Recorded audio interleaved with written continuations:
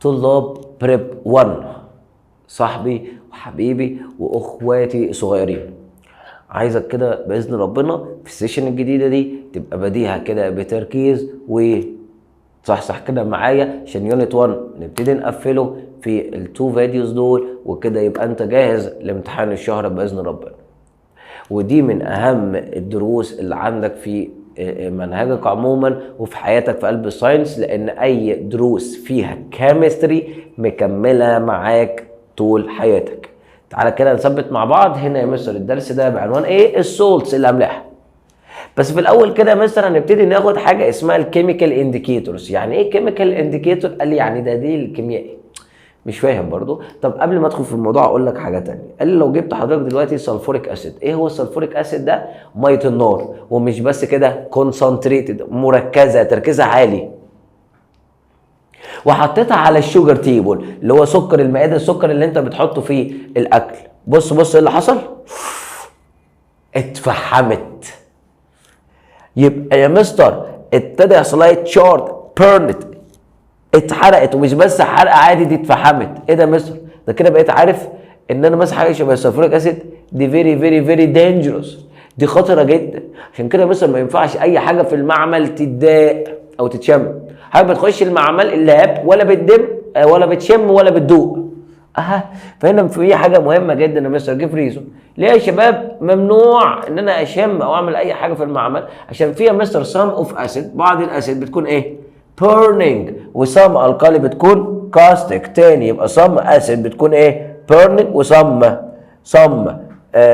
القالي بتكون ايه؟ كاستيك. تاني يبقى في بعض من الاسيدز بتكون بيرنينج، حارقه، وبعض من الالقالي بتكون كاستيك يعني كيويه. يبقى انا مثلا لازم اخد بالي ما ينفعش تيست ادوق اي حاجه في اللاب في المعمل، عشان في منها حاجات بيرنينج تحرقني، وفي منها حاجات كاستيك كيويه.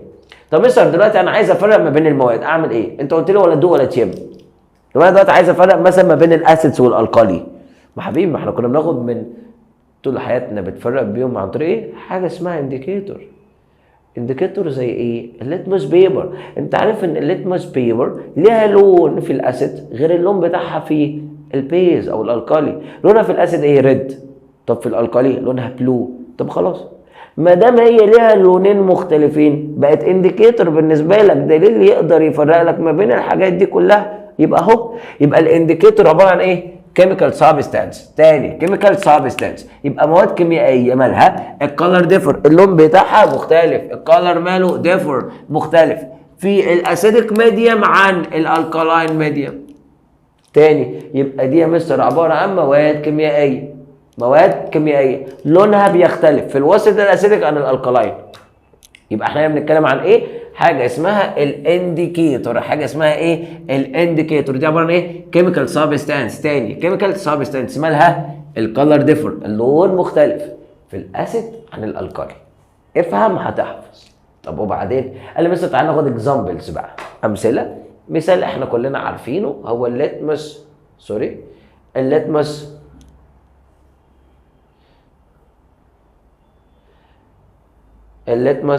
بيبر او الليتمس ستريب. مثلا ده انديكيتور ليه؟ قال لي ما هو حضرتك لونه في الاسيدك ليه لون اللي هو ايه؟ الريد، لونه احمر. شايف التظبيط؟ الناس بتروق علينا، مش مرمى ربنا يخليها لنا. بص مروقه علينا وكاتبه لنا كل حاجه بلونها اهو. اللون الاسيد بيبقى لونه ايه؟ ريد. طب الالقالي بيبقى لونه بلو. طب يا مستر في حاجات هاخدها كمان شويه اسمها نيوترال. يعني نيوترال؟ قال لي متعادله، يعني ولا هي اسيد ولا القالي. امال بتعمل ايه يا مستر؟ قال دي ان تشينج، ما بتغيرش اللون بتاعها. طب تعالى تاني بالراحه واحده واحده ونثبت يلا، عشان من هنا هطلع 3 معلومات ب3 جيف ريزون. الاسيد بيحول اللون اللي تبقى ايه؟ ريد. طب جيف ريزون ليه؟ هتقول لي عشان كل ده بسبب مين؟ الهيدروجين كاتاين. تاني بقت ريد بسبب مين؟ الهيدروجين كاتاين. احنا اتفقنا، قلت لك اي حاجه الاسيد بيعملها هتقول لي مين السبب؟ الهيدروجين كاتاين، الهيدروجين بوزيتيف. يبقى اي حاجه بيعملها الاسيد مين السبب؟ الهيدروجين كاتاين. طب تعالى اللي بعده، الالقالي بقى لونه ايه؟ بلو. بقى لونه ايه؟ بلو. مين السبب؟ الهيدروكسيد انايون، الهيدروكسيد انايون. تاني يبقى الاسيد بقى ريد ليه؟ بسبب الهيدروجين كاتاين. بقى ريد ليه؟ بسبب الهيدروجين كاتاين. طب الالقالي بقى بلو ليه؟ بسبب الهيدروكسيد انايون. تاني يبقى الاسيد بقى ريد ليه؟ بسبب الهيدروجين كاتايون.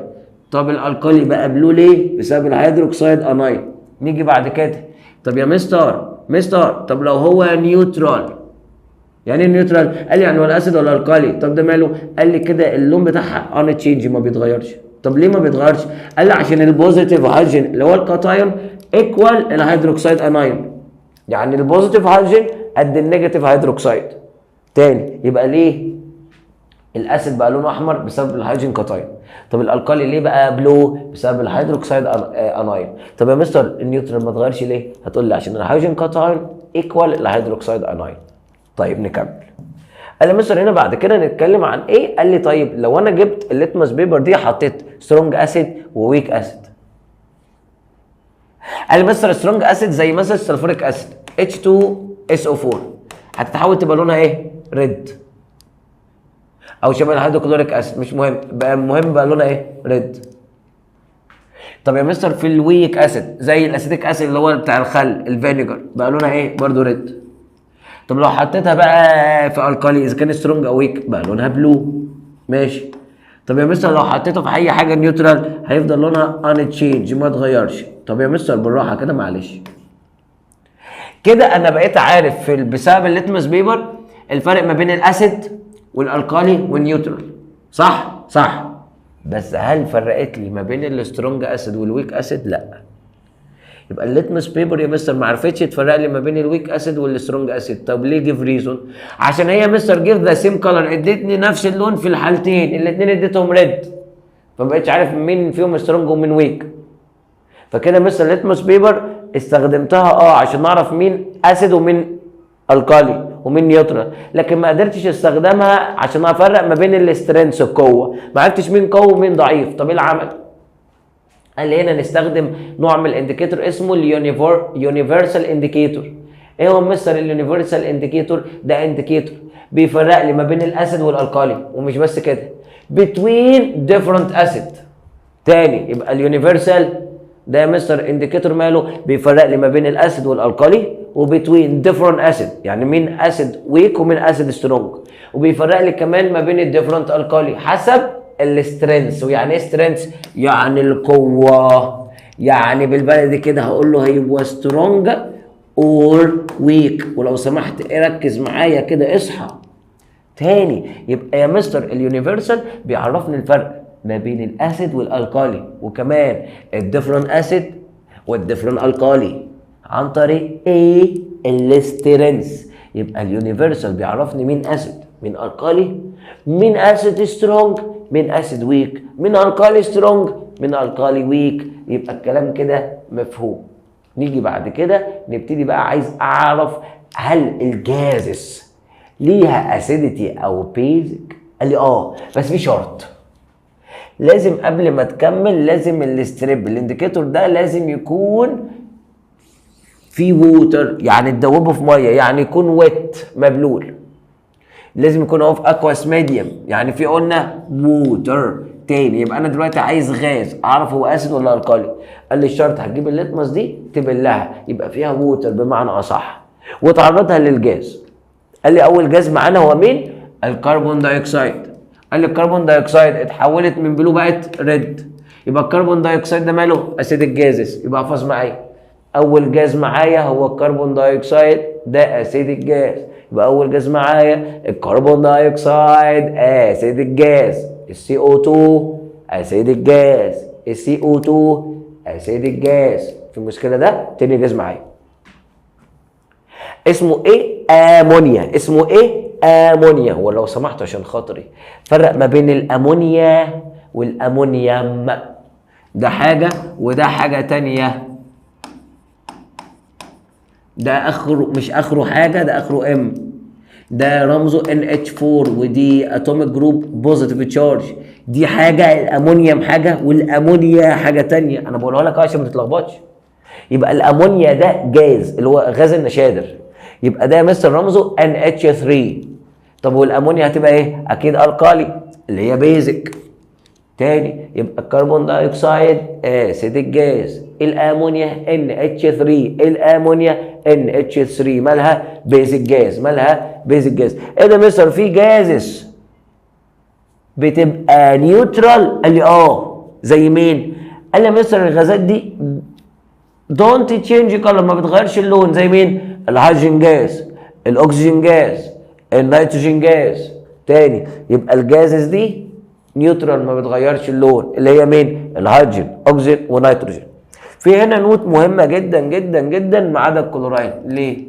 قال لي اصل الكلوراين ده مصر قليل الادب. زي ما اديك مثال حبيبي، ماما دلوقتي مسكت هدومك يا ستات البيوت اللي بتعرفوا في الغسيل، حطيت الكلور على اي هدوم ملونه، ايه اللي بيحصل في اللون؟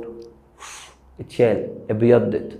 فالكلور بيعمل ايه يا مستر؟ ريموف كلر. يبقى غاز الكلوراين بيعمل ايه؟ ريموف كلر. خليك عارفها كده، دي اصلا معلومه انت عارفها. يبقى الكلوراين جاز يا مستر بيعمل ايه؟ ريموف ذا كلر، بيشيل اللون بتاع اللاتموس بيبر اذا كان بلو او ريد. تمام. يبقى انا كده يا مستر بقيت عارف الجازز، عرفت عندي كام نوع؟ 3. في منهم اسيدك شبه الكربون دايوكسيد، في منهم بيزك شبه الامونيا، في منها نيوترال شبه الهيدروجين او الاكسجين او النيتروجين. نيجي بعد كده هناخد نبات فلاور بتاعنا اسمه ايه؟ هيدرانجيا. النبات ده يا مستر بيتاثر بنوع التربه، السويل. قال لي لو السويل اسيدك يبقى الورده زي ما انت شايف يبقى لونها ريد. يبقى عادي يجي لك وات هابن. دلوقتي النبات ده زرعناه في اسيدك سويل، هتقول لي ايه؟ ان الفلاور بيكام هتبقى ريد كلر. طب لو حطيناه في بيزك سويل هيبقى لونه بلو. بس سهل. يبقى ده بيتاثر بنوع السويل اذا كانت اسيدك او بيزك. نيجي بعد كده قال لي هنا مستر طب انا دلوقتي لو عندي سويل اسيدك عايزين نعالجها ازاي؟ قال لي تروح جاي ضايف لها بيزك سبستين، ماده بيزك اسمها كالسيوم هيدروكسيد، رمزها ايه؟ COH/2. تاني يبقى عشان اعالج السويل بيزك او قصدي السويل اسيدك حطيت لها ايه؟ كالسيوم هيدروكسيد. طب يا مستر افتكر معايا في الدرس اللي فات عشان اعالج الاسيديتي الجاستريك حموضه المعده حطينا لها ايه؟ الميلك اوف ماجنيزيا اللي هو ماجنيزيوم هيدروكسيد. يبقى تاني عالج حموضه المعده حطينا ايه؟ ماجنيزيوم هيدروكسيد. عشان اعالج الحموضه بتاعت السويل بتاعت التربه حطينا ايه؟ كالسيوم هيدروكسيد. يبقى ما تلخبطش لو سمحت وفرق كده. يبقى الاسيديتي بتاعت الجاستريك ستومك حموضه المعده ماجنيزيوم هيدروكسيد، لكن اسيديتي اوف سويل كالسيوم هيدروكسيد. في مشكله ده؟ نيجي بعد كده. قال لي مثلا عندنا برضو انديكيتور طبيعي اللي هو الريد كابج، اللي هو الكرنبايه الحمراء دي اللي هي لونها بنفسجي، بس هي اسمها ريد. محدش يقول لي بنفسجي، لونها نكتب ان هو ريد. قال لي دي مثلا لو جبتها وحطيتها في 3 حاجات، مره في الاورنج جوس ومره في الووتر ومره في البيكنج صودا سوليوشن، قال لي في كل حاجه تديني لون. يبقى هي عباره عن ايه؟ انديكيتور. برافو. ما دام لونها بيتغير يبقى دي انديكيتور. قال لي مثلا في الاورنج جوس، قال لي الاورنج جوس ده عباره عن اسيد، فلاقي لونها بيتحول يبقى ريد.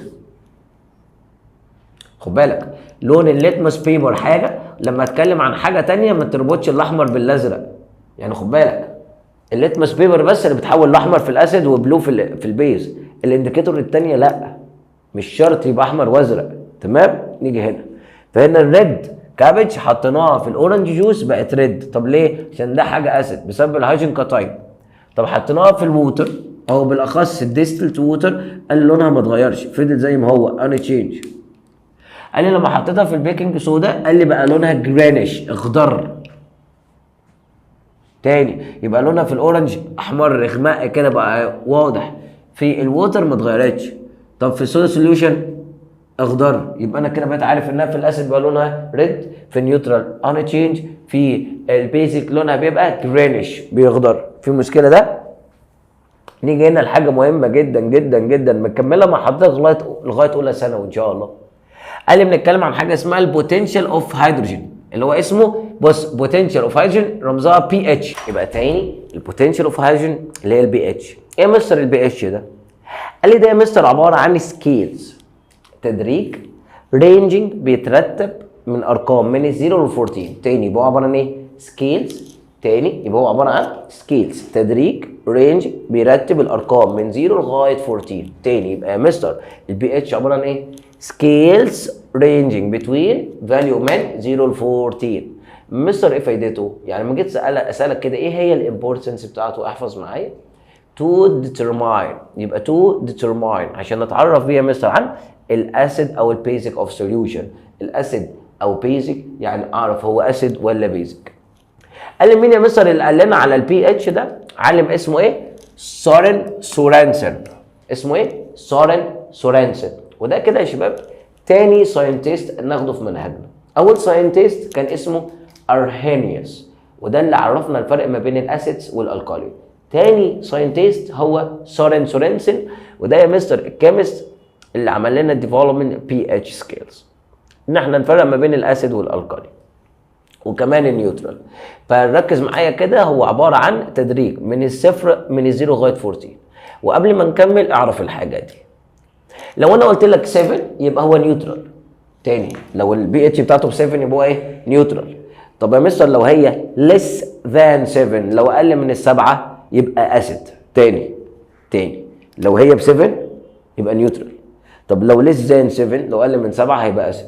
طب لو more than 7 هيبقى بيزك. في المشكله ده؟ طيب يبقى كده يا شباب هم كم رقم من الصفر ل 14؟ كم رقم؟ برافو عليك، 15 رقم، 15 نمبرز.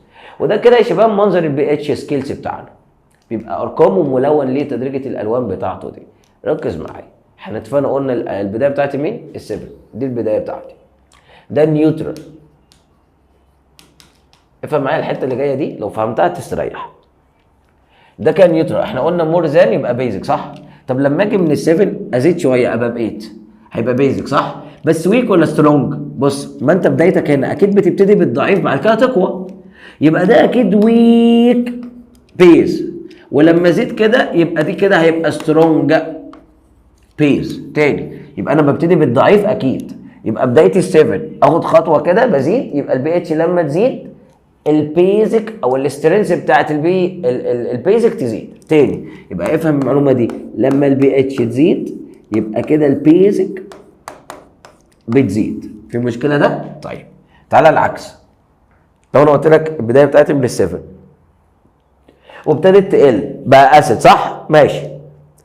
طب لما من 7 ابقى 6، قلنا البدايه بتاعتي ببتدي بالضعيف ولا بالقوي؟ بالضعيف. يبقى هنا يا مستر بيبقى ايه؟ ويك. ولما تفضل تقل اكتر يبقى سترونج. يبقى انت كده فهمت معايا ان البي اتش لما تقل الاسيديتي تزيد. خد بالك عشان الحته دي بس هي اللي فيها لخبطه. في البيزك ما فيهاش مشكله، البي اتش زادت يبقى هو بقى سترونج، مفيش مشكله. في الاسيد العكس، البي اتش تقل الاسيديتي تزيد. البي اتش تقل الاسيديتي تزيد. ده فين؟ لما تبقى ليس ذان 7. ده في الاسيدك بس. يبقى الاسيد هي اللي عكسها، هي دي اللي بتلخبط. يبقى كده يا مستر اقل واحد في الاسيديتي هلاقي البي اتش بتاعته ب6. طب اعلى واحد في الاسيديتي هلاقي البي اتش بتاعته قريبه من الزيرو. في مشكله ده؟ واحنا كده يبقى احنا كده فهمنا الفرق من البي اتش. قال لي انا مستر عندي جهازين مهمين جدا. اول جهاز اسمه البي اتش ميتر. قال لي مستر البي اتش ميتر ده قبل ما اكمل الجهازين اللي هاخدهم دول بيقيسوا لي البي اتش، بس واحد فيهم بتبقى اكيوريت. يعني ايه اكيوريت؟ يعني دقيق. وفي واحد هتبقى ابروكسيميت بالتقريب. تعال بص كده الجهازين عشان تبقى فاهم.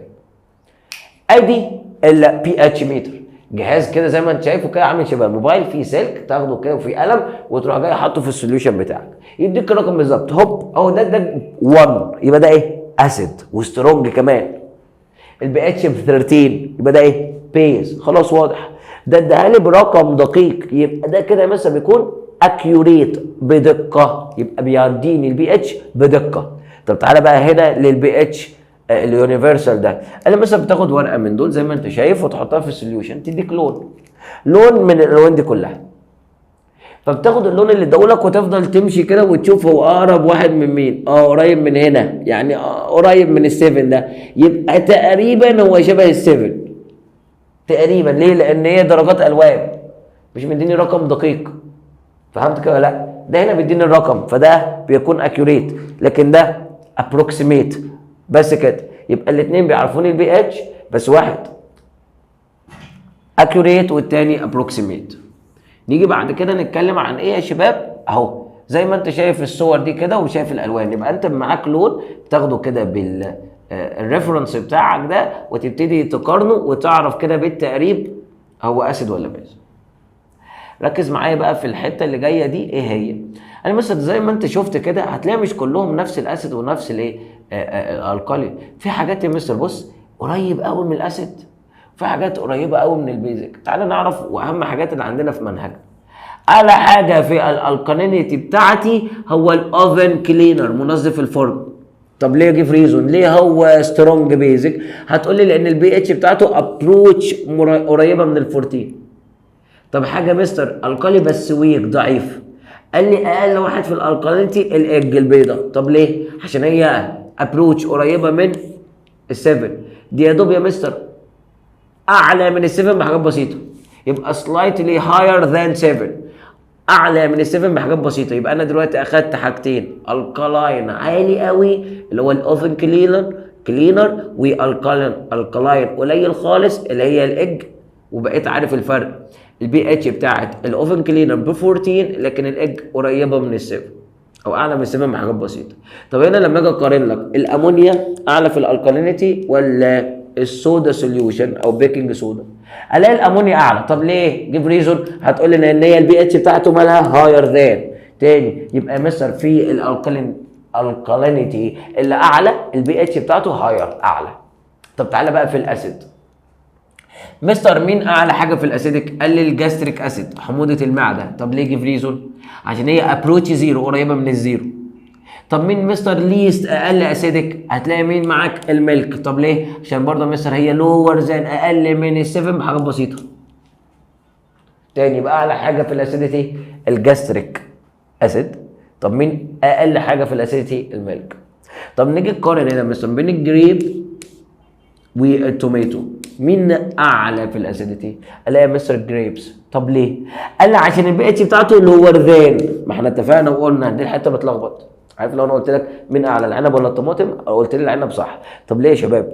عارف لو قلت لي البي اتش بتاعته اعلى تبقى لا غلط.